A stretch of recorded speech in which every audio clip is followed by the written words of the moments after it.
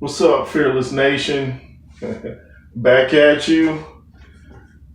Wow, have you guys been following the Olympics? I'm not watching that, but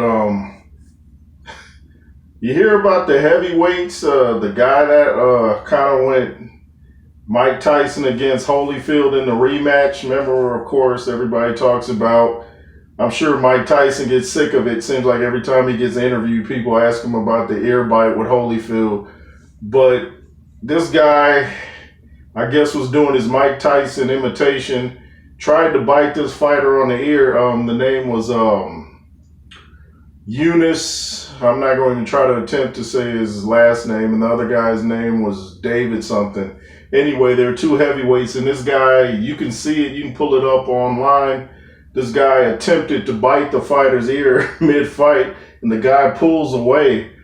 And I read something that the other fighter said after the fight. He said, I guess my ear was sweaty or something, he couldn't get it. But I'm like, man, did you really think that was going to fly in the Olympics? That's not going to fly in the pros, let alone the strict rules of the Olympics. And I'm going to have to actually check to see what happened. Did he get disqualified, or, did he just lose on decision, or just what? But there's two ways to look at it. When a fighter does some illegal tactics like biting, or Andrew Golota against Riddick Bowe when he kept hitting him below the belt, are you trying to win at all costs, or are you trying to look for a way out of the fight? It's hard to say.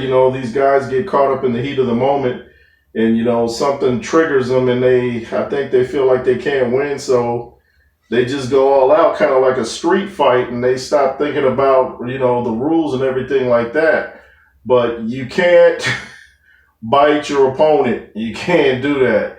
And I don't know if the guy spit out his mouthpiece or what to do it, but you can't do that, man. You got to have a code of ethics in the ring, and it's just not a good look. Now, no matter what he does after this is going to follow him. Even if he doesn't turn pro as a professional fighter, people are going to always say, hey, man, remember you tried to bite that guy? He's going to be like, oh, boy, why did I do that? I'm never going to hear the end of it.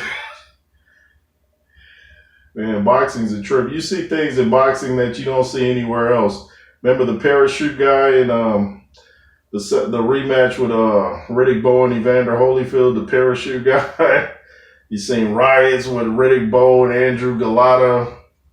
Seen Oliver McCall have a breakdown against Lennox Lewis in the rematch. I was at that fight at the Las Vegas Hilton.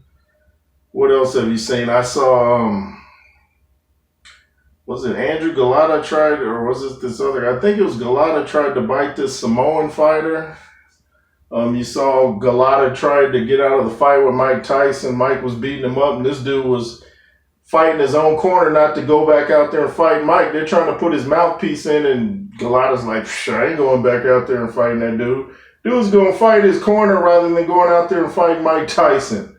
Only in boxing. You got to love it. No, actually, you don't got to love it. It could be entertaining to watch, but then at the same time, people that don't like boxing use that to try to, as they say, and I hate it because you hear it all the time, but give boxing a black eye. They'll use these events to say, see, this sport should be banned. Look at this. Guys biting and all that. And, yeah. Did you guys see it? If so, tell me what you guys thought. Did you think that, do you think he should be barred from going professional, or just what? If you're going to bite at the Olympics, what you going to do on the pro level? Anyway, this is the J. Roos Theory. Thank you for watching. Hit the like button, comment, share, subscribe. Be fearless. Remember, fear is a choice, and don't participate in it. Yay, yay.